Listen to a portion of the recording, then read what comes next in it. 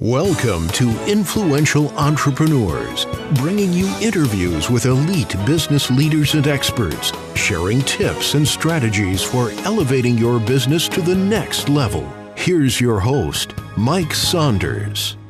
To this episode of Influential Entrepreneurs, this is Mike Saunders, the Authority Positioning Coach. Today we have with us Jill James, who's the CEO and founder of the Jill James LLC, who focuses on self-funded small business owners. Jill, welcome to the program. Thanks for having me, Mike. Hey, so I love that area of focus because that really narrows the gap down. You know, entrepreneurs is broad, small business owners pretty broad, but self-funded small business owners, now we're talking. So I'm excited to learn from you. Give us a little bit of your background and what your entrepreneurial journey has been like to this point in your career. Sure. I have one of those stepping stone careers where while I was doing it, it might not have made a lot of sense to people. And then as soon as we put the title COO over it, people were like, wow, you've really done all these jobs. So I started out my career on Wall Street as an analyst. I've worked in several venture-backed tech startups. I was a personal financial advisor to individuals and small businesses for a brief amount of time before I went to business school. So all of those things together, I think, having been through a more traditional business setting and sort of seeing how growing businesses work at an elite level, how finance works, how operations work, how sales work, how marketing works, and actually kind of going through hypergrowth with a couple of startups. That really informed how I think about what works and what doesn't work and like where the levers are, what you need to understand as a small business owner who wants to grow your business, pretty substantially, I would say. We often think of small business as, mom and pop making $50,000 a year, but a small business can make $25 million if it's still a small business. So, there's a pretty wide range in there that people would be pretty happy with as something between the hypergrowth of, $1 billion and $50,000. Yeah, we don't these are all achievable. Unicorns all the time, right? But exactly. Nice when they happen. That reminds me. What you said reminds me of something way back in the day when I went to business school, and one of the examples was, I think it was Japan, where they're like, and this might have been many years ago. It might still be. You tell me. But, you come out of school and they put someone in a organization and you start for 6 months or a year in manufacturing, and then you move to marketing, then you move to. And the thinking behind that was you will avoid so many problems with over-promising and not being able to deliver. Like, hey, I'm in marketing and we can get that to you in the next 2 weeks. And then you go to operations and manufacturing and they're like, no, it takes 6 months. So now you've set the expectation. So using that as an example, I'm confident that when you are working with your clients on strategic operational strategy, and it's not just let's be an expert in, it is this holistic approach, right? Absolutely. I think this is one of the big challenges, especially for first-time founders, is they have a great idea, they understand the customer, they know what they want their product or service to be, they have all these ideas, and then they start it, and they're like, no one told me all this stuff that I really don't like to do that I have to do to run a company. Yeah. But they're not quite at the point yet where they can source it or that they have the knowledge yet to understand how to manage someone who's doing something from them. They don't know what they're asking for. And that side of the business is something that we can keep that founder in their shift to CEO focused on things that they love to do in the business. And that is a major driver of growth, of knowing who they are, knowing what they like to do, and knowing what they're very, very good at. We have to match up both they like to do it and they're good at it.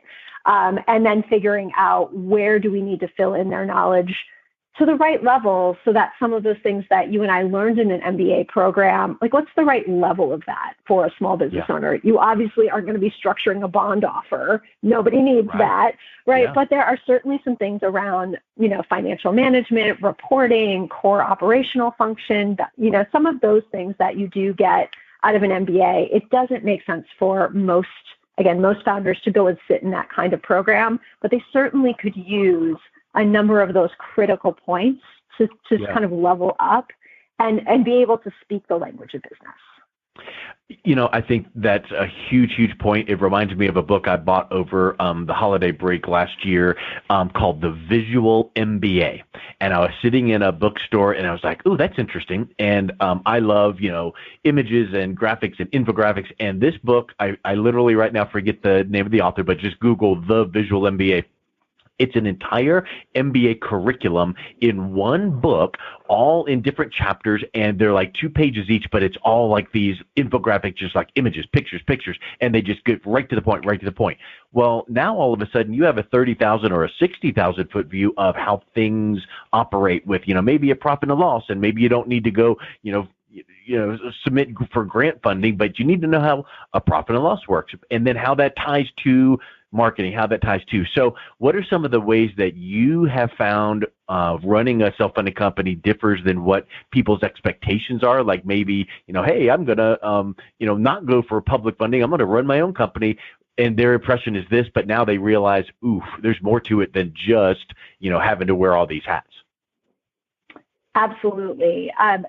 So what I have found in terms of helping those folks who want to kind of have a progressive, fast-growing small business, again, not hyper-growth, but their ambition might be double or triple, and they have a number in mind that they want to get to within a certain amount of time. Those are typically the parameters I work with. So I have found, like, when you're at 0 up to about 100, 150,000, there are a lot of frameworks and courses and other things that help you get through that period. If you can get to about 150, it starts to be about who you are as a CEO, what you want the company to be for you, what success looks like.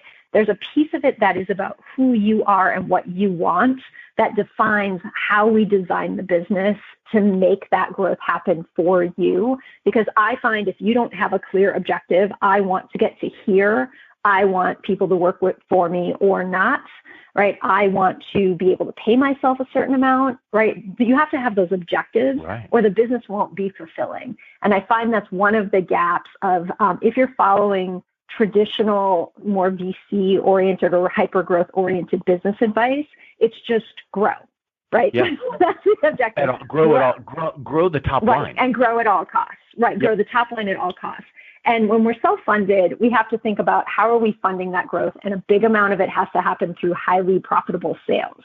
So that is, again, the process of business design. If I know as a CEO, these are what your values are, what you want to get paid, kind of the size of business you want to have, we can design the business around where are your best opportunities for profitable products and services, really help you understand the gross margins it's going to take to both pay you as you go and self-fund the growth of the business, get you with a really healthy balance sheet. So if you do want to use debt financing, again, any kind of loans or any kind of borrowing, credit lines, you have an excellent opportunity to qualify for those things and be able to pay them back, right? We're not, we're using them for operational growth and really functionally understanding where am I taking this business and why? And when I can see that intention in the CEO of I'm doing this, not that, this is who I'm for, this is who I'm not for, I know this customer will pay what I'm asking, they are not a price-sensitive customer. When we start to hone in on those things, that is when rapid growth really happens and sustainable growth because we have a customer base that really aligns to who we are. They want to work with us because we mean something. And let's unpack one of those points you just made, which is, the right kind of growth or healthy growth and not just that top line. And it kind of brings up the thought of like, too many times it's like, let's fill up the bucket with top line revenue and then it's just flowing right back out because there's holes in there. And if you're spending, a lot of people will say, oh, we did 2 million last year. And it's like, Yahoo, but you had 2.4 in expenses. Well, it doesn't matter what you did on the top line. And so that's so many times we see on Shark Tank, know your numbers. And you have to know many times you have to realize that if you invest X number of dollars in a marketing or an advertising campaign, what's it doing? And yes, you spiked sales for whatever time frame, but are they the right kind of sales? Are they just dragging down your operations? Is it profitable? So talk a little bit about what some of the indicators are that would make you think, okay, we like metrics, but let's not look at vanity metrics. Let's not just get, top line, up 40% when in reality, you've done nothing to the bottom line. Yes, those are very good points, Mike. And I think the number one thing that I look at with founders is, have you paid yourself? Yeah. Right? Are we assuming all of this is happening and you're not taking any pay? Because at that point, the numbers aren't real, right? You have to get paid, right? If you're self-funded, you have to take some kind of distribution or salary from the business. And if it's, unless you are intentionally saying, no, for the sake of growth, I'm not going to do this, but I'm going to mark that I could if I wanted to. I just want to grow faster, right? So there always has to be that factor of your effort that you've put into the business. If you are not factoring in pay for yourself, that's a non-starter to me. You do not have a successful business. Yeah.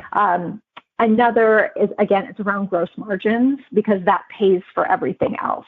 So I spend a lot of time with my clients as we get started, helping them understand what that means. And for every effort that we make, for every sale that we make, how much does it cost to deliver it? What are the resources it takes to deliver it? And then, how does that affect how we grow, right? So is this scalable to the level you want to scale to, right? It may not be infinite scale, but is this going to get us to the size of business without having to have 5 other products, offers, lines of business? Yeah. Could this substantially do the work of being your flagship? And I think that's one of the things that early entrepreneurs often kind of cast around and try a bunch of stuff. And at some point, there needs to be focus around your one best bet with your best customer that you love to work on, that you can do in at least a somewhat of a scalable manner. At least there are repeatable things there, even if it's a services engagement. Things have to be repeatable and done the same way in order for you to not just be a pure consulting or an opportunistic organization. So what is that for you? And we spend a lot of time honing in on what is that best offer, and that customer who's got the willingness to pay and the ability to pay, and is that a big enough market to get you to where you want to go? And I think we could unpack that for like 4.5 hours on each side of that equation, right? Because that really gets down to exactly what success in business is. If you are trying to be all things to all people, you're nothing to nobody, because they're like, if you get too many SKUs, then it's like, unless you're an Amazon.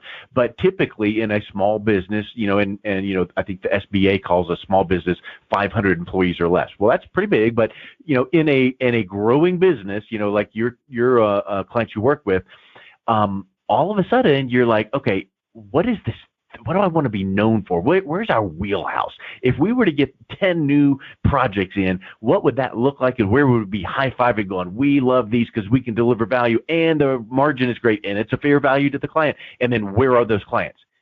That is a recipe for success. And then you just start polishing and fine tuning. And then sometimes the best marketing is a job well done. So you start getting those case studies and start getting those testimonials and referrals. And then it starts just building upon each other. Is that some of the ways that you work with your clients? Yes, exactly like that. Very few of my clients use paid media to grow their companies. Yeah. Sometimes we do it as a test, but until you really understand who you need to sell to, how many sales you need to make, right? Being on the ground floor and having those conversations and really making sure you know your customer and you're closely aligned with them. And it's more so even just, not just understanding what their needs and wants are. There's a new level of it that so many buyers now are looking for. Like, I want you to be aligned with me on values. I want to know that I'm working with a company and giving my money to someone who thinks the way I do about what business means in the world. So you have to stand for something. And I think those 3 pieces together are that before you start to pump out scale in the world, you have to have a very strong grounding in who are we, why are we doing this, who are we for? We do not compromise on price. And I think that's the number one problem I see with small businesses. Of course, we compromise on price all the time, and we cannot go for the price buyer, which means we just have to say goodbye to a lot of people, right? But figuring out, that upper third of the market that wants what you have and isn't price sensitive, right? And that's a lot of work. It is, and it's a lot of faith and a lot of guts to go, thank you, no. But you think about it in the medical realm, what if you had a need for a highly specialized type of medical, procedure or whatever, and you went to this top specialist and you're like, I need your help because you are the one. And they're like, okay, well, here's this. And you're like, what is this going to cost? And they tell you, and then you're like, well, could you knock off like 30%? And he's like, okay, sure. All of a sudden you're like, really? You don't have price talks with, the top specialists in the world in the field of whatever medicine. So you have to think about that you are the solution to this problem your target audience is facing. And now all of a sudden you take that, who are we and what do we want to do? And you then have to take another step. In my opinion, one of the next steps would be, how do you communicate that? Now you get it into the messaging. And as well as I do, people's attention spans are like the snap of a finger. And so now how do you communicate your value proposition in a really quick, easy, concise way? Because as Donald Miller says in his great book, Building a Story Brand, when you confuse, you lose. So what do you talk to your clients about on now establishing that messaging? Yes, that's a great point. And when we're starting to talk about messaging, I think everything that we do, again, in that upfront of like, is this who you are? If we put it through that filter, right? How we write job descriptions, how we make videos for social media, how we write when we write, on LinkedIn, other things. Where is the right place for your customer? And are you consistently saying, this is who I'm for? And that, I think, is the thing, just over and over. You both have to say, this is who I'm for, and then show that you're doing it. So if you say, we stand for this, and, it's performative, people are going to see right through that. Yep. So finding ways, I think, of, living what you're saying you're doing in your business. If the people who work for you and with you are also saying those things, I think that's really powerful. So we try to work through, testimonials, client case studies, social media posts. Video is very powerful. Being able to hop onto your own channel and just kind of say what you need to say. And if you're doing that consistently, you will draw people to you. So a lot of it is just with that focus, getting the repetition of helping the market understand, this is who we are, this is who we're for, this is what we stand for. You just have to get used to that. You're going to have to say that a lot over and over, and then people will start to join you. But I think one of the things is people want to diffuse the message because they're like, well, they already heard this from us. What's something else? And that is, you have to say it so much more than you thought you did at a foundational level. Right. And have you read the book, Building a Story Brand? I have.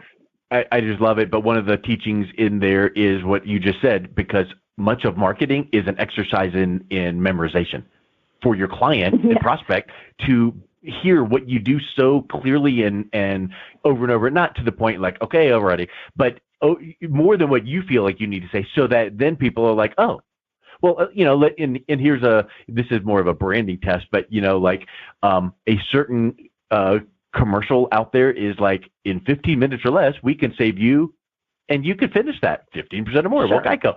So it's that exercise in memorization, and you don't need to have these long mantras, but you really, really feel like sometimes you get that, myopic technobabble, you know what you know, so you're going to talk about it, but people just want to understand it just like at a base level. So I think those are just super, super important points. So let's wrap up with this, Jill. What's one last teaching point or aha that you would like to bring out from this conversation? And then what's the best way that someone can reach out and connect with you and learn more about what you do? Yeah, thank you for that. So I would say the biggest thing is to know which advice is for you. There are a lot of frameworks and courses and media that you can read, and at a certain level, probably when you crack the early six figures, there is a point where you have to make the business yours, and the advice that you take and the people that you invite in to advise you in the business have to be about you and where you want to go, not their success or someone else's business and how they did it. You have to own that this is my business. I'm going to do it my way, and I want people who are aligned with me to help me grow. And that's going to help you a lot to have that ownership. I think that's the shift into that CEO space of, I own this, and this is how I'm going to run it. These are the people I want around me. And being really clear on that for you, designing the business for the outcome that you want, and having the people around you who can support that, that is really going to accelerate your growth as a self-funded business versus kind of generically pulling things off of what you see working for other people and just trying them out. Yep. So And in terms of getting in touch with me, if that's something that appeals with you, I write a weekly newsletter that's specific for self-funded small business owners who are, typically in the first 5 to 7 years of their business, all the way from things that you need to remember that trip you up operationally, compliance, finance. But I also write about what it's like to run a business like this, or conversations that I'm having with my clients and getting into why it matters and how to navigate those waters as you're trying to make decisions about, who you are and where you want to go. Excellent. Well, Jill, thank you so much for coming on the show today. I'll make sure to have your website hot linked in the show notes so people can check out all of the things that you offer. And I really appreciate you coming on. Thank you, Mike. Thanks for having me. You've been listening to Influential Entrepreneurs with Mike Saunders. To learn more about the resources mentioned on today's show or listen to past episodes, visit www.influentialentrepreneursradio.com.